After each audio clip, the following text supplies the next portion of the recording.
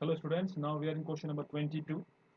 So this question is simple, okay, but we have to show the entire entry here. So the first entry, when we receive the amount of application money, here it should be bank account debit to share application, okay. After that, when we transfer that share application to equity share capital account, the entry will be share application account debit to equity share capital account, okay. You know the amounts, okay. I will not discuss this part. So here you can see in the third entry that this on allotment, the amount is rupees 4.50 due, okay, which includes rupees 2 for your this securities premium reserve, okay. So this is how the amount has been segregated here, okay. This 4.50, 2.50 for equity share capital and rupees 2 for SPR, okay. And we receive the amount that is due on allotment, and the entry will be bank account debit to share allotment account, okay. So after passing this entry, we will now go for the share first and final call. So the entry will be share first and final call account debit to equity share capital account, okay.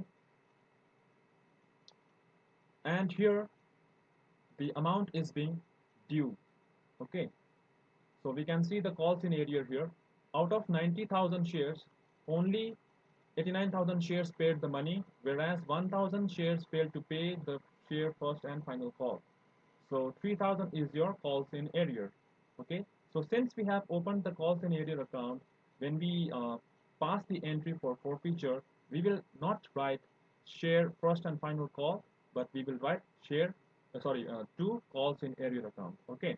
So you can write here this share first and final call account, but here in this particular entry, we would not write calls in arrear account here. Okay. Then what would be the entry? So the entry would be very simple. We would just write the amount excluding calls in arrear. Okay. We would write here bank account debit 2,67,000 to share first and final call account 2,67,000, excluding the amount for calls in arrear. Okay. And at that point of time, you can write here to share first and final call.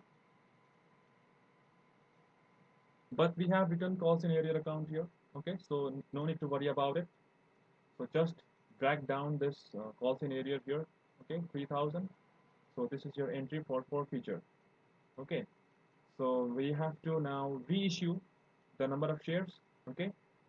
1,000 number of shares were forfeited, and 1,000 shares are only being reissued at rupees 6, okay. So the profit on reissue of forfeited shares is 7,000 minus 4,000, that is 3,000. So this 3,000 is the profit on reissue of forfeited shares.